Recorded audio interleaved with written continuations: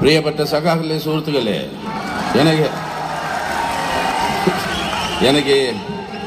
எனக்கு மலையாளம் மாதிரி இல்லை, என் மாத்திருபாஷை தெலுங்கானா. அதுக்கு தான் நான் இங்கிலீஷில் சம்சாரிக்கிறேன். காம்ரேட் ராஜீவ் டிரான்ஸ்லேட் பண்ணுவோம். எல்லாருக்கும் Lal Salaam, Inquilab zindabad. It's very important to come to Thrissur, which is one of the most important religious and cultural centers in Kerala.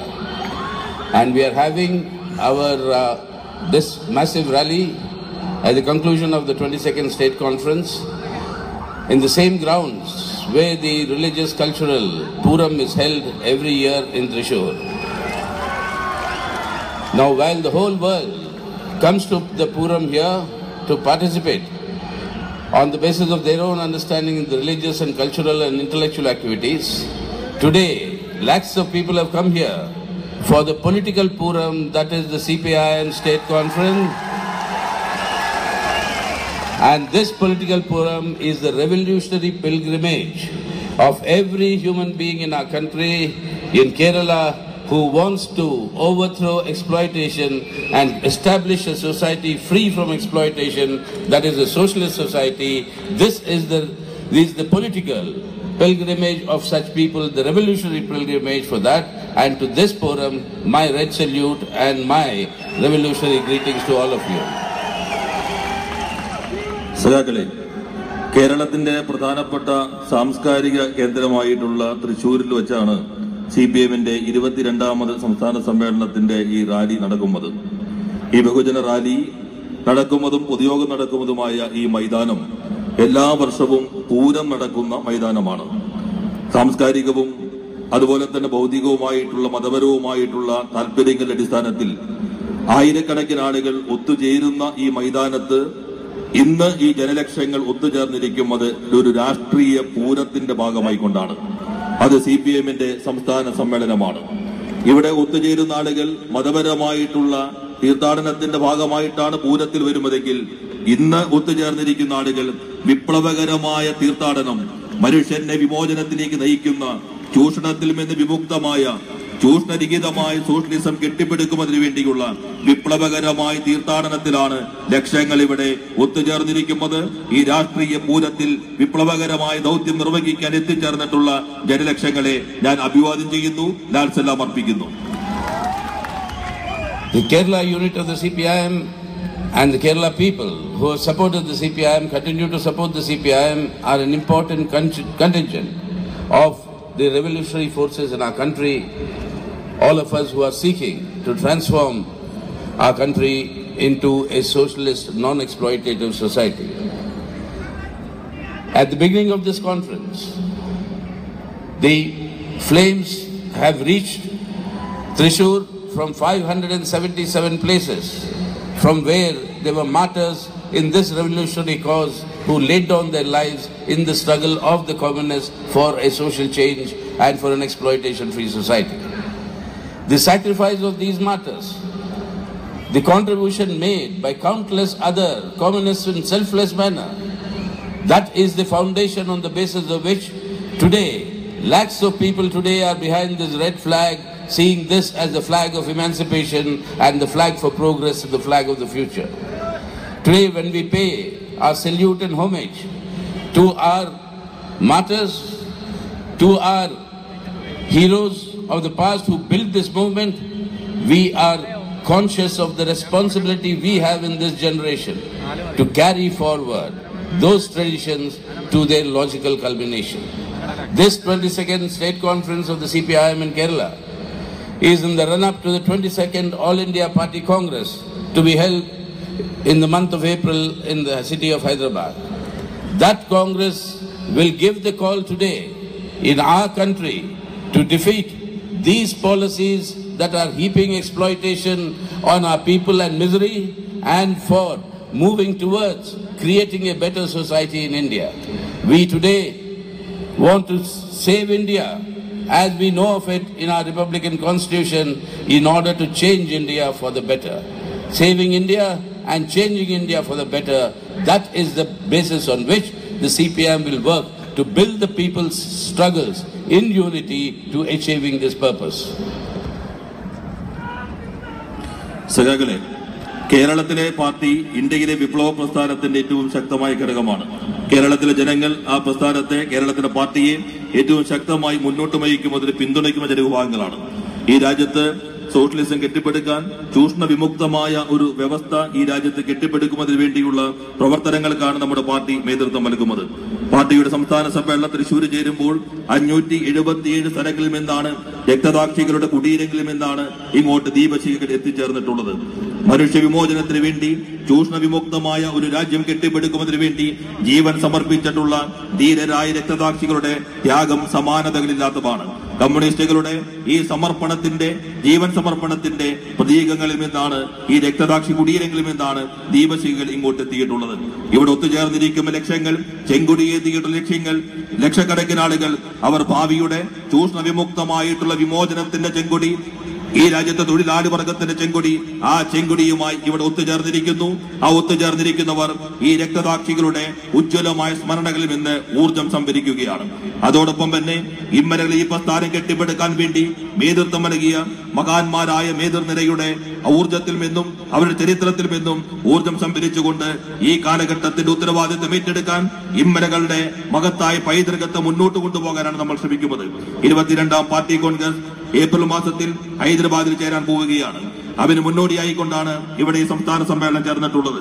ആ കോൺഗ്രസ് ചൂഷണ വിമുക്തമായ ഒരു ഭാരതം കെട്ടിപ്പടുക്കാൻ, ദുരിതമനുഭവിക്കുന്ന ജനവിഭാഗങ്ങളെ വിമോചിപ്പിക്കുന്നതിന് വേണ്ടിയുള്ള ഒരു രാജ്യത്തെ കെട്ടിപ്പടുക്കാൻ, ഇമ്മത്തേക്കാൾ കൂടുതൽ മെച്ചപ്പെട്ട ഒരു ജീവിതത്തിലേക്ക് ജനതയെ കൊണ്ടുപോകാൻ, ഇന്ത്യയെ വിമോചിപ്പിക്കാൻ, ഇന്ത്യയെ മാറ്റിത്തീർക്കാൻ, അതുവഴി ജനങ്ങളെ കൂടുതൽ കൂടുതൽ ഔന്നത്യത്തിലേക്ക് എത്തിക്കാൻ, അതിനുവേണ്ടിയുള്ള ജനകീയ മുന്നേറ്റങ്ങൾ കെട്ടിപ്പടുക്കാനാണ് CPM ശ്രമിച്ചുകൊണ്ടിരിക്കുന്നത്. ആ മുന്നേറ്റങ്ങൾക്ക് മൂർത്തരൂപം നൽകും ഒന്നായിരിക്കും ഹൈദരാബാദിൽ നടക്കാൻ പോകുന്ന പാർട്ടിയുടെ Congress. That is why when we want to march ahead for ending exploitation in society and the human misery of this social order, you will find our enemies of the people, who will continue to obstruct us and try to stop us from advancing by mounting even physical attacks and murderous attacks. We have been very clear. The Communist Party of India, Marxist, is very clear that political violence is not part of our culture. We've always said that. But today, as you've seen, these red shirt volunteers, 25,000 of them, selfless, sacrificing youth of Kerala and youth of Thrissur and youth of our country. They are here not to attack anybody. They are here, if this red flag is attacked, if the communists attack, then we will defend ourselves and we will answer back that attack. So ours is not the policy of political violence. Ours is the policy, if our enemies attack us, we will defend ourselves, but at the same time, we will continue to mobilize the people for a radical social change in order to create a better India for our people in our country. അതുകൊണ്ട് തന്നെ ചൂഷണ വിമുക്തമായ ഒരു സാമൂഹ്യ ക്രമം കെട്ടിപ്പടുക്കുന്നതിന് വേണ്ടി, ജനങ്ങളുടെ ശത്രുക്കൾക്കെതിരായുള്ള പോരാട്ടം നയിക്കുന്നതിന് വേണ്ടിയുള്ള പ്രവർത്തനങ്ങളിലാണ് CPIM ഇന്ന് ഇടപെട്ടുകൊണ്ടിരിക്കുന്നത്. നമ്മുടെ പ്രവർത്തനങ്ങൾ തടയാൻ, മുന്നേറ്റം തടയാൻ പല രൂപത്തിലുള്ള ശാരീരിക ആക്രമണങ്ങൾ വഴി വരെ ശത്രുവർഗം ശ്രമിച്ചുകൊണ്ടിരിക്കുന്നു. എന്നാൽ CPIMന് രാഷ്ട്രീയ ആക്രമണം എന്നുള്ളത് CPIMന്റെ സംസ്കാരമല്ല. CPIM രാഷ്ട്രീയ ആക്രമണത്തിൽ വിശ്വസിക്കുന്നില്ല. ഇവിടെ ഒത്തുചേർന്നിരിക്കുന്ന തൃശൂരിലെ 10,000-കണക്കിന് വരുന്ന വളണ്ടിയർമാർ, യുവജനങ്ങൾ, അവരിവിടെ വന്നിരിക്കുന്നത്, അവർ മാർച്ച് ചെയ്തെത്തിയിരിക്കുന്നത് ആരെയും ആക്രമിക്കുന്നതിന് വേണ്ടിയല്ല. അവരെത്തിയിരിക്കുന്നത് ഈ ചെങ്കൊടി ഉയർത്തിപ്പിടിക്കാൻ, ഈ ചെങ്കടിയെ ആക്രമിക്കാൻ, കമ്മ്യൂണിസ്റ്റുകാർ ആക്രമിക്കാൻ ആരെങ്കിലും വന്നാൽ മഹത്തായ പ്രതിരോധം സൃഷ്ടിക്കുന്നതിനും സംരക്ഷിക്കുന്നതിനും വേണ്ടിയാണ് ഈ 10,000-കണക്കിന് വളണ്ടിയർമാർ ഇവിടെ ഒത്തുചേർന്നിരിക്കുന്നത്. രാഷ്ട്രീയ ആക്രമണം എന്നുള്ളത് ഞങ്ങളുടെ നയമേ അല്ല. ജനങ്ങൾ അണിനിരത്തിക്കൊണ്ട് കുറെ കൂടി മെച്ചപ്പെട്ട ജീവിതാവസ്ഥകളിലേക്ക് സമൂഹത്തെ നയിക്കാൻ, ഇന്ത്യയെ മാറ്റിത്തീർക്കാൻ ആവശ്യമായ പ്രവർത്തനങ്ങളിലാണ് CPIM കേന്ദ്രീകരിക്കുന്നത്. As our leaders in Kerala have said, if there's any aberrations that have occurred in this question of political violence, that will be corrected and that action has been taken. That is the CPIM's assurance. But why? Why is it that these people start attacking us physically? Why is it that the RSS and the BJP today mount the attack against our comrades, which began from the day when election results were announced in Kerala after the last assembly elections, and they go around propagating all over the country as though that the violence has been started and perpetuated by the CPIM. It is they who start the violence. They create the cycle of violence. Why? It is precisely because they see in the CPIM, and the communists the ability to mobilize the people in struggles against their order of exploitation and their order of dividing the people of our country through their communal polarization. It is because they see us as the principal danger to their agenda that these attacks are mounted. That is why we tell them that if you want to physically attack our comrades, if you want to physically attack us, be prepared that this is not a force that is going to be stopped by one attack or the other. Remember, in history, Hitler tried to eliminate this red flag, but finally after the Second World War, it was the red flag of the Soviet Union that flew on top of Hitler's parliament to announce to the world that Hitler and fascism have been defeated. In our country, Indira Gandhi tried to eliminate the CPIM in terms of attacking us, putting our leaders in jail during the period of internal emergency. But as soon as the people defeated internal emergency in 1977, in Bengal, in Tripura and in Kerala, it is the governments of this red flag that were elected by the people of all these three states, and the communists emerged as the single largest, the main opposition party in the country. That is why today we tell the BJP, remember, as long as the color of the blood that flows in every human being is red, this red flag cannot be lowered by any one of you, and that we shall fight for the liberation of our people and for the end of exploitation. എന്നാൽ ഏതെങ്കിലും തരത്തിലുള്ള പാളിച്ചകൾ ആരുടെയും ഭാഗത്തുണ്ടായിട്ടുണ്ടെങ്കിൽ അത് തിരുത്തുന്നതിനാവശ്യമായ നടപടികൾ party സ്വീകരിക്കും എന്ന് ഉറപ്പു നൽകാൻ ഈ സന്ദർഭം ഞാൻ വിനിയോഗിക്കുന്നു. എന്നാൽ എന്തുകൊണ്ടാണ് ഞങ്ങൾ ആക്രമിക്കുന്നത്? RSS BJP എന്തുകൊണ്ടാണ് കേരളത്തിലെ CPM-നെ കേന്ദ്രീകരിക്കുന്നത്? കഴിഞ്ഞ നിയമസഭാ തെരഞ്ഞെടുപ്പ് കഴിഞ്ഞുടൻ തന്നെ CPM-നെതിരായി ആക്രമണവും കൊലപാതകത്തിനും എന്തുകൊണ്ട് RSS BJP നേതൃത്വം നൽകി? അതോടൊപ്പം തന്നെ രാജ്യവ്യാപകമായി പ്രചണ്ഡമായ പ്രചാരവേലകൾ CPIM അക്രമകാരികളാണ് എന്ന രൂപത്തിൽ നടത്തുന്നതിന് കാരണമെന്താണ്? അതിന് കാരണം അവർ മുഖ്യ ശത്രുക്കളായി CPM-നെ കാണുന്നു. CPM-ന് കരുത്തുണ്ട്. ജനങ്ങളെ പോരാട്ടത്തിന്റെ വീതികളിൽ അണിനിരത്തുന്നതിനുള്ള കരുത്ത് CPM-നുള്ളത് കൊണ്ടാണ് BJP-യും RSS-ഉം CPM-നെതിരെ ആയുധങ്ങൾ തിരിച്ചു വയ്ക്കുന്നത്. അവർ വിഭജനത്തിന്റെയും രാഷ്ട്രീയം ഉയർത്തിക്കൊണ്ട് വർഗീയ ധ്രുവീകരണത്തിന് ശ്രമിക്കുന്നു. പ്രധാനപ്പെട്ട ശത്രുവായി CPM-നെ മാറ്റുന്നു. ശാരീരികമായി ആക്രമിക്കാൻ ശ്രമിക്കുന്നു. എന്നാൽ ഞങ്ങൾ ഒരു കാര്യം നിങ്ങൾ ഓർമ്മിപ്പിക്കാൻ ആഗ്രഹിക്കുന്നു. ഒരു ആക്രമണം കൊണ്ടോ ഒന്നിലധികം ആക്രമണങ്ങൾ കൊണ്ടോ നിങ്ങൾക്ക് ഇല്ലാതാക്കാൻ കഴിയുന്ന പ്രസ്ഥാനമല്ല കമ്മ്യൂണിസ്റ്റ് പാർട്ടി ഓഫ് ഇന്ത്യ മാർക്സിസമുള്ളത് ഞങ്ങൾ ഓർമ്മിപ്പിക്കാൻ ആഗ്രഹിക്കുന്നു. ചരിത്രത്തിൽ നിന്ന് പാഠങ്ങൾ ഉൾക്കൊള്ളണം. നമുക്കറിയാം, ഹിറ്റ്ലർ ലോകത്തിനെ ഫാസിസത്തിന്റെ ആധിപത്യത്തിലേക്ക് കൊണ്ടുപോകാൻ ശ്രമിക്കുകയും ചെങ്കൊടിയെ തകർക്കാൻ ശ്രമിക്കുകയും ചെയ്ത ഹിറ്റ്ലറുടെ അനുഭവം നമ്മുടെ മുൻപിലുണ്ട്. രണ്ടാം ലോക മഹായുദ്ധത്തിന്റെ അവസാനത്തിൽ സോവിയറ്റ് യൂണിയന്റെ ചെങ്കൊടി ജർമ്മനിയുടെ പാർലമെന്റിന് മുകളിലേക്ക് ഉയർന്നപ്പോഴാണ് ഫാസിസത്തിന്റെയും ഹിറ്റ്ലറുടെയും പരാജയം ഉറപ്പാക്കിയെന്നുള്ള ചരിത്രത്തിൽ നിന്ന് നിങ്ങൾ പാഠം ഉൾക്കൊള്ളണം. ഇന്ത്യക്കകത്തും ഈ ചെങ്കൊടിയുടെ പ്രസ്ഥാനത്തെ പരാജയപ്പെടുത്താൻ ഇന്ദിരാഗാന്ധിയുടെ നേതൃത്വത്തിൽ കോൺഗ്രസ് ശ്രമിച്ച അനുഭവമുണ്ട്. ആഭ്യന്തരമായ അടിയന്തരാവസ്ഥയുടെ ഘട്ടത്തിൽ ഈ പ്രസ്ഥാനത്തെ തകർക്കാൻ കോൺഗ്രസ് ശ്രമിച്ചു. 1927 അടിയന്തരാവസ്ഥ പിൻവലിക്കപ്പെട്ടു. അതിനുശേഷമുള്ള തെരഞ്ഞെടുപ്പുകളിൽ ബംഗാളിലും ത്രിപുരയിലും ഉൾപ്പെടെ ചെങ്കൊടിയുടെ പ്രസ്ഥാനം വലിയ വിജയം കൈവരിച്ചു. ഇന്ത്യയിലെ ഏറ്റവും വലിയ പ്രതിപക്ഷ പാർട്ടിയായി കമ്മ്യൂണിസ്റ്റ് പ്രസ്ഥാനം മാറിയ ചരിത്രവും നിങ്ങൾ ഓർക്കും നന്നായിരിക്കും. BJP ചരിത്രത്തിൽ നിന്ന് പാഠം പഠിക്കണം. എല്ലാ മനുഷ്യരുടെയും ശരീരത്തിന്റെ സിരകളിലൂടെ ഒഴുകുന്ന രക്തത്തിന്റെ നിറം ചുവപ്പാണ്. ആ ചുവപ്പിന്റെ ഈ പതാക വിമോചനത്തിന്റെ പതാകയാണ്. ആ പതാകയെ താഴ്ത്തിക്കെട്ടാൻ, ഇല്ലാതാക്കാൻ നിങ്ങൾക്ക് കഴിയുകയില്ല. That's why today we see this, the defeat of this BJP RSS government today at the center and its policies is absolutely imperative for us to move towards the direction of creating a better India and creating a better society, and finally the march towards socialism. Why do we say that? And when we say that, before I come to why do we say that, when we say that, You have a lot of speculation that comes up in the media saying that there's so much of differences within the CPIM, that there's different groups, different leaders, etc. The media and the other political parties in our country do not understand that in the CPIM, inner party discussion and inner party democracy is the strength of our party.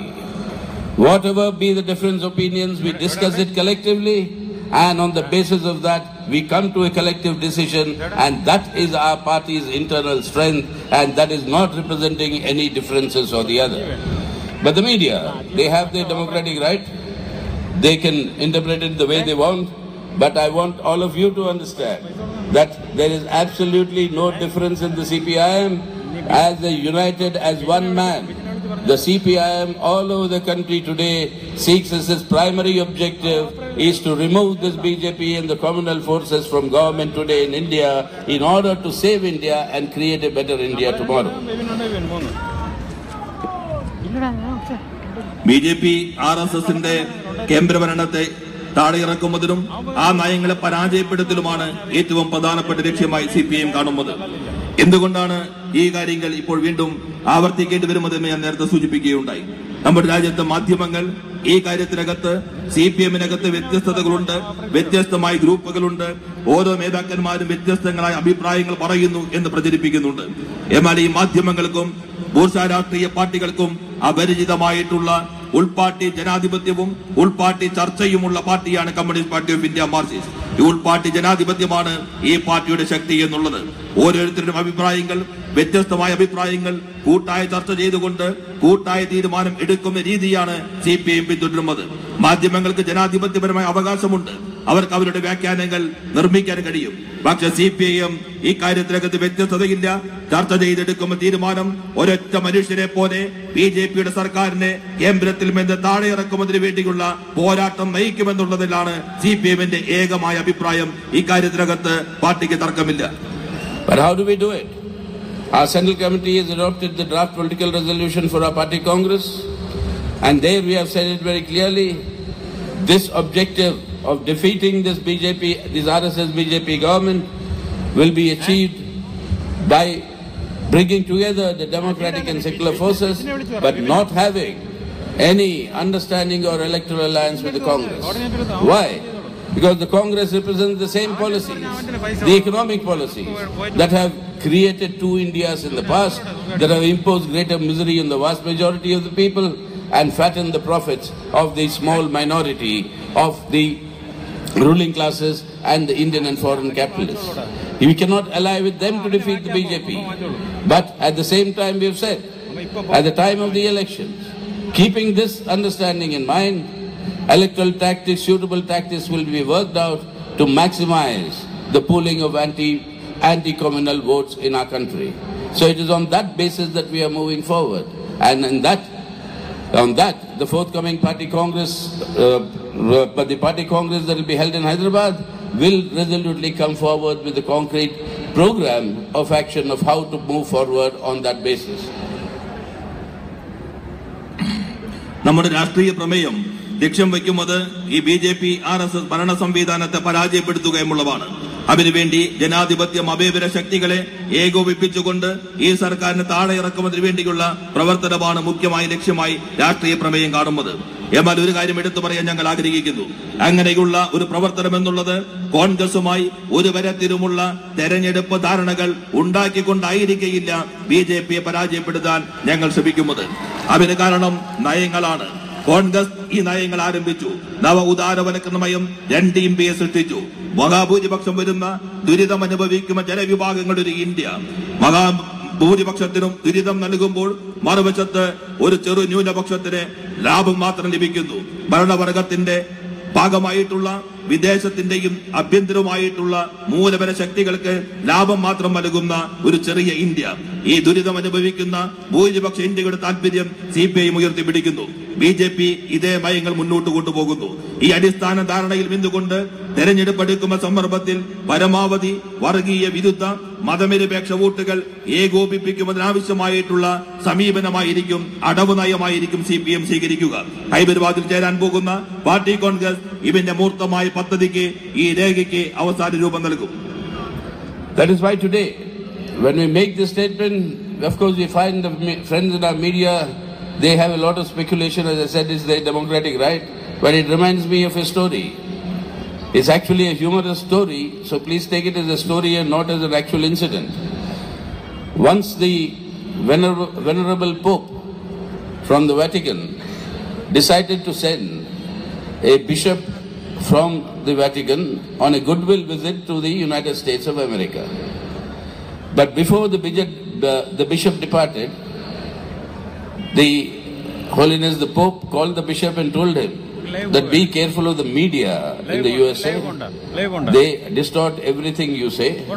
So therefore try and stop, do not interact with the media or interact very less. The bishop took this advice, he left for New York. When he landed at New York, some media people, they came and suddenly asked the bishop various questions, and one mischievous question was asking the bishop, "Bishop, does your program in New York include a visit to the nightclub?" The bishop was very scandalized and he remembered the Pope's advice. So he suddenly said, avoid the question.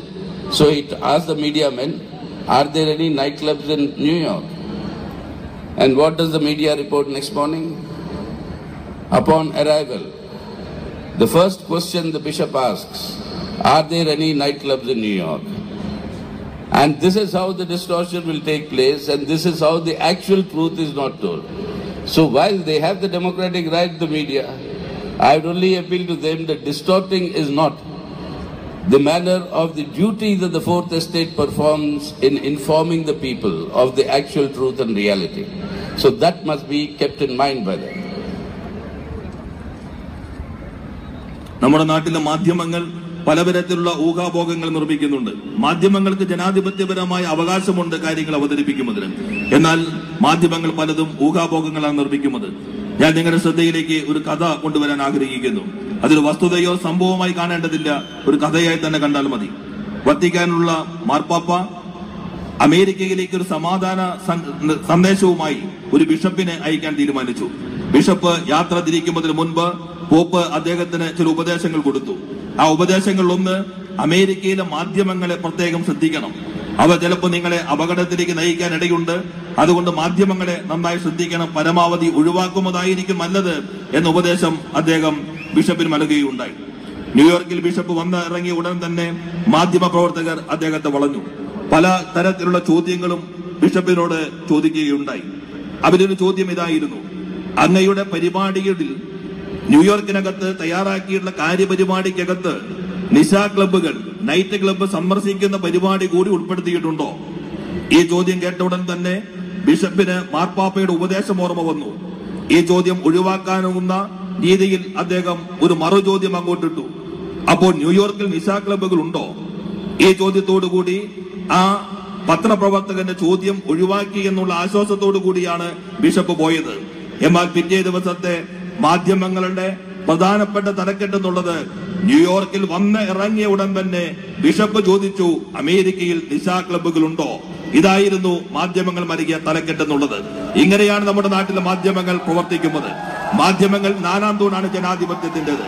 ആ മാധ്യമങ്ങൾക്ക് വസ്തുതകൾ അവതരിപ്പിക്കാൻ അവകാശമുണ്ട്. എന്നാൽ ഇത്തരത്തിലുള്ള തെറ്റായ സന്ദേശം നൽകുകയുമുള്ളത് നാലാം തൂണിന്റെ ഉത്തരവാദിത്തമല്ല. So that is why is it that we are today saying that this is the primary objective of defeating the BJP and the RSS? Look at what they are doing in terms of the economic policies. They are implementing the same economic policy reforms that the Congress used to implement. It's much greater aggression. And what was the result? When the Congress was having the central government, 1% of India, 1% of the Indian people had asset value that was equivalent to 49% of our country's GDP. Today, after these 3.5 years, in these first 3 years of the Modi government, in 2017, 73% of all additional wealth generated in our country was taken over by 1% of the same 1% of our people. 73% of India's wealth is in the hands of 1% of our population. And the rest of India, 99% of the people live in 27% of the entire wealth generated in our country. These are the two Indias that are being created. And this is being created with greater misery. Look at our peasants, our kisans, our annadatas. They are being forced to commit distress suicides because they cannot be relieved from their debt burden. The Prime Minister Modi promised that they'll pay remunerative prices of 1.5 times the production costs as soon as they come to power. 4 years have gone down. They still continue to announce the same.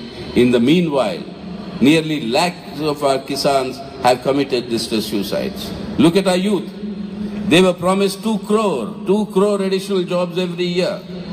What is the latest story that is told by the Labour Department of our own government of India?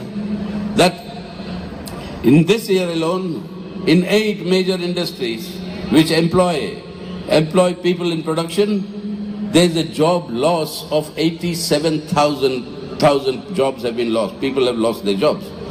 So instead of creating employment, it is a creation of unemployment. Instead of creating welfare for our kisans, it is pushing them into murder, into distress suicides. And when we say provide relief to the kisans by giving them debt relief, this government says we do not have money. But what does it do? In these 3 years, this Modi government informed the Indian Parliament that it has written off loans of 240,000 crores of loans taken by big industrialists and the corporate sector from our nationalized banks, because they are not returning it, but they are not willing to waive 80,000 crores for the kisans all over India who can be liberated from being forced to commit suicide. That 80,000 this government doesn't have, but 3 times the amount they have used to waive these loans of big industrials and capitalists. That is the reality. That is the reality of this government. And they allow the same industrialists and capitalists to loot our country, to leave the country before they can be prosecuted under law. You have Lalit Modi, you have Nirav Modi, under Narendra Modi, who are all looting this country together. And it is this loot that is taking place which has created the worst form of crony capitalism. It is the worst exploitation of our people combined with the worst levels of corruption that we have seen in our country. And this is the highest possible level of corruption that we have seen in India in recent years. This has to be defeated. Prime Minister says that their government has no middlemen. Correct, their government has no middlemen. Because the government and the Prime Minister himself is the middleman who is creating these profits through these deals for the individual businessmen to make their money. And that is the new type of corruption and the highest level of corruption that we are seeing. For this reason, this government should go. They're looting our resources, impoverishing our people, pushing them to distress debts, and then the rich become richer, the poor become poorer. This is not acceptable. This government and these policies will have to be defeated for the liberation of our own people and creation of a better India.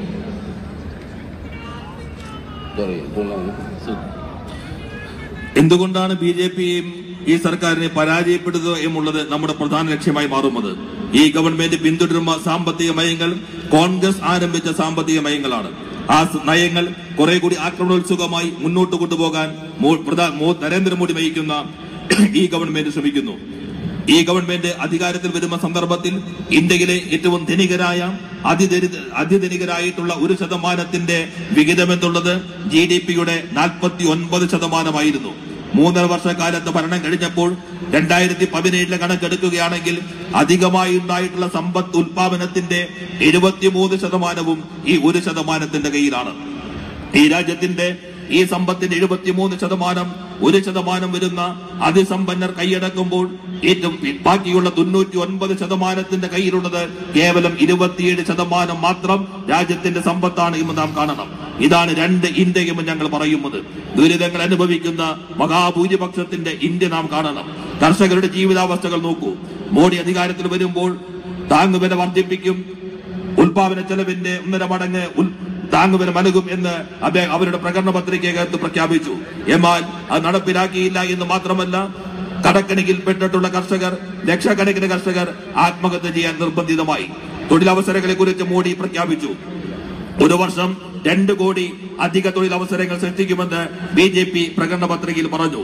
എന്നാൽ യാഥാർത്ഥ്യം തൊഴിലവസരങ്ങൾ സൃഷ്ടിച്ചില്ല എന്ന് മാത്രമല്ല, തൊഴിലില്ലായ്മയാണ് സൃഷ്ടിച്ചുകൊണ്ടിരിക്കുന്നത്. രാജ്യത്തെ കണക്കുകൾ, government പ്രസിദ്ധപ്പെടുത്തിയ കണക്കുകൾ ഇത് വ്യക്തമാക്കുന്നുണ്ട്. ഈ വർഷത്തെ കണക്കനുസരിച്ചുകൊണ്ട് 8 പ്രധാനപ്പെട്ട ഉൽപാദനം നടത്തുന്ന വ്യവസായശാലകൾക്കകത്ത് ഒരു വർഷത്തിനുള്ളിൽ 87,000 പേർക്കാണ് തൊഴിൽ നഷ്ടപ്പെട്ടത്. തൊഴിലല്ല നരേന്ദ്രമോദിയുടെ ഗവൺമെന്റ് സൃഷ്ടിക്കുന്നത്, തൊഴിലില്ലായ്മയാണ് ഈ ഗവൺമെന്റ് സൃഷ്ടിക്കുന്നത്. കർഷകർ ആത്മഹത്യ ചെയ്യുന്നു. കടാശ്വാസം നൽകാൻ പണമില്ല എന്ന് ഈ ഗവൺമെന്റ് പറയുന്നു. എന്നാൽ പാർലമെന്റിനകത്ത് അവതരിപ്പിച്ച കണക്കിൽ കഴിഞ്ഞ 3 വർഷത്തിനുള്ളിൽ കോർപ്പറേറ്റുകളുടെ വൻകിട കുത്തകകൾ ദേശസാൽകൃതമായ ബാങ്കുകളിൽ നിന്ന് എടുത്ത കടം എഴുതി തള്ളിയത് 2,40,00,000 രൂപയാണ്. എന്നാൽ പാവപ്പെട്ട കർഷകന് കടാശ്വാസം നൽകാൻ 80,000 കോടി രൂപയാണ് ആവശ്യം. ഈ 80,000 കോടി ഇല്ല എന്ന് ഗവൺമെന്റ് പറയുമ്പോൾ അതിന്റെ 3 ഇരട്ടി 2,40,00,000 രൂപ കോർപ്പറേറ്റുകളുടെ കടം എഴുതി തള്ളാൻ അതേ ഗവൺമെന്റ് തന്നെ വിനിയോഗിക്കുന്നു. ഇതാണ് യാഥാർത്ഥ്യം. ഈ വസ്തുതകൾ നമ്മൾ മനസ്സിലാക്കണം. ഈ രാജ്യത്തെ കൊള്ളയടിക്കുകയാണ് ഈ ഗവൺമെന്റ് ചെയ്യുന്നത്. കൊള്ളയടിക്കുന്നവർക്ക് രാജ്യം വിട്ടുപോകുന്നതിന് ആവശ്യമായ എല്ലാ സൗകര്യങ്ങളും ഈ ഗവൺമെന്റ് ഒരുക്കി കൊടുക്കുന്നു. നീരവ് മോഡി, നരേന്ദ്രമോദി, ഈ മോഡി സഖ്യം ഈ രാജ്യത്തെ കൊള്ളയടിക്കുകയാണ്. ഇത് ചങ്ങാത്ത മുതലാളിത്തമാണ്. കടുത്ത ചൂഷണം ഒരു വശത്ത് ശക്തിപ്പെടുത്തുന്നു, മറുവശത്ത് അഴിമതി വ്യാപകമാക്കുന്നു.